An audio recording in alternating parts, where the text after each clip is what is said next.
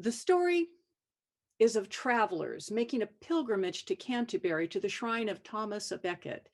And the story begins with the introduction of each of the pilgrims, which happened to be a microcosm of middle-aged society. There was everyone from a knight to a cook to our Franklin, who was just a simple landowner. They meet at an inn, and the pilgrims decide to tell stories to pass their time on the way to Canterbury. The host of the inn sets the rules for the tales. Each pilgrim will tell 2 stories on the way to Canterbury and 2 on the return trip. And the tales were as varied as the tellers. There were romantic adventures, animal fables, religious stories. There were fart stories. There were very, very bawdy stories, among others. And the host would be the one to decide whose story was best for meaningfulness and for fun, rather like a modern day slam. But this then is the story, The Franklin's Tale, or Love on the Rocks. In Brittany, there once lived a knight who on his wedding day vowed that he would never insist that his wife obey him, nor would he ever give in to jealousy.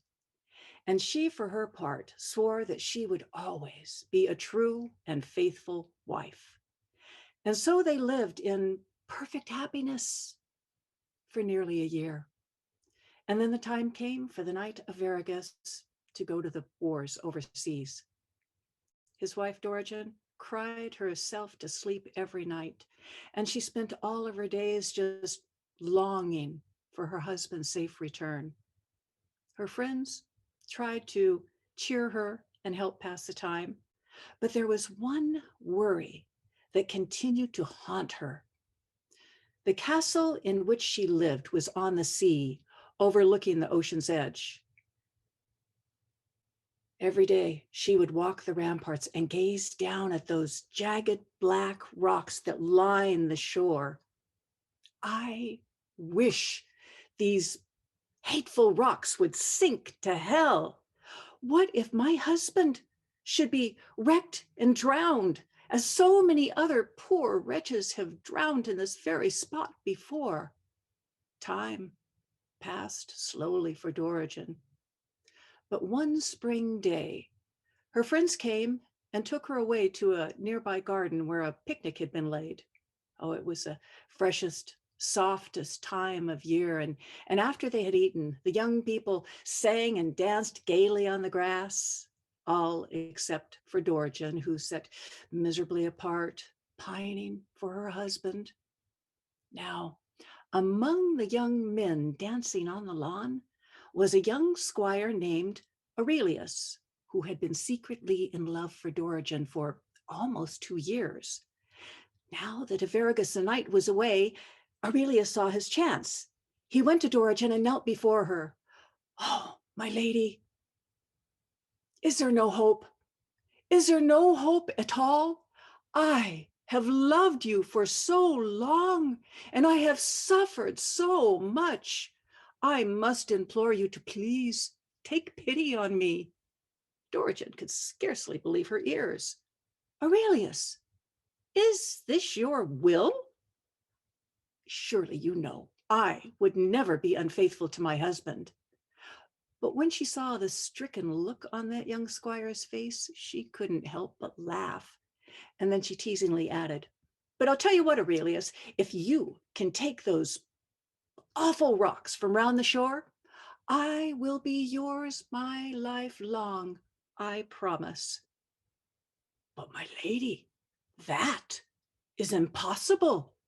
Is there no other way?" "No, no other way." And laughing, Dorigen ran off to join her friends. The young squire sat as if turned to stone. "All hope is gone. There is nothing left for me to do but to die of unrequited love." Time passed. Averagus the knight returned safely home from the wars. And Dorigen was happier than my words can tell. Husband and wife were never apart now. Meanwhile, the young squire languished in misery, sick and thin for the love of Dorigen. Aurelius's brother watched him grow weaker, thinner, and he feared for his life. And then it occurred to him that perhaps an astrologer might be the very person who could help his brother. So the very next day, the two brothers set off for the city to find an astrologer. Just before they entered the city, they met up with a friendly young scholar who surprised them by telling them that he knew the purpose of their journey and he could help them. He invited them to come to his house that very evening. The magician, for so he was, gave them an excellent dinner, and then he conjured up a series of magic scenes. They saw as clearly as if it was happening in the room in which they were sitting. Hounds in pursuit of a stag, and then a hawk flying at a sparrow. The scene changed to knights jousting at tournament, and then Dorigen dancing, and Aurelius was in the scene dancing with her. The magician clapped his hands, and the scenes vanished. Aurelius threw himself at the magician's feet. If you can do that, surely you can make those rocks disappear. I will pay you 1,000 pounds. I would give you the world if it were mine to give, if you can just make those rocks go away. The next day, the magician and the two brothers returned to Brittany.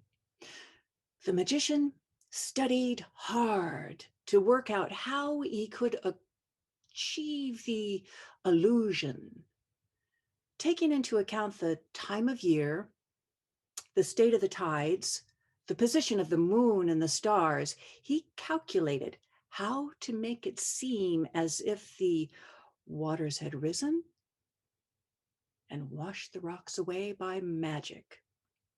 And indeed, for a week or more, magic was in the moon as it rose over Brittany. Magic was in that throbbing light as it dragged the waters to and fro in the sink of the sea. Magic was in the high clouds and the pulsing of the stars as the rocks vanished. Aurelius sought out Dorigen. My lady, I have done as you commanded, and I do not ask anything of you but that you remember what you promised. Dorigen hurried to the seashore. As she gazed out over the water, all the color drained from her face. How could such a thing, such a monstrous miracle have occurred? What shall I do? What trap have I fallen into? She stood poised, ready to throw herself down into the sea. If she survived, surely she must keep her promise to Aurelius or be shamed forever. And if she kept her promise to Aurelius, then too she would be shamed forever. Dorigen returned to her husband and told him the whole story. And Aurelius, or Arviragus, that noble knight who lived by the code of honor, said, well, wife, it's perfectly plain that you must keep your promise, and we both must bear it the best we can. So dry your eyes, wash your face, let us smile, so no one may guess our troubles. Dorigen was making her way toward the garden where she had so foolishly pledged her word to Aurelius. Halfway there, she saw the young squire walking towards her. My lady, where are you going? To the garden, to keep my promise to you, as my husband told me. Wretched woman that I am. Hearing these words, Aurelius loved her all the more for her honor, but his love was more humble than it had been before. Oh, my lady, you put me to shame, both of you. I cannot come between such a noble husband and wife. and I cannot bear to see you so distressed. I would rather die of love than to see such an honorable lady be dishonored. From this moment, I release you from your promise. So smile, my lady. You see, a squire can behave as nobly as a knight, yes? Dorigen thanked that young squire over and over and over. And then she ran home to her husband and told him what had happened. And now Aurelius was left with his debt to pay the magician. The only way he could do this would be by selling everything he owned. The magician scowled. Did I not keep my part of the bargain? Yes, yes, said Aurelius. And did you not take possession of the lady? No, no, no. And Aurelius explained what had happened. And to his surprise, the magician applauded. Well done, young squire. Each one of you behaved as nobly as the other, and I release you from your debt. I shall not take a penny. Why, it's payment enough just knowing that there are 3 such noble people left in this world. And with that, the magician jumped on his horse and rode away. And I shall leave you now, but with this question: who behaved most nobly and generous, do you think? Love on the rocks.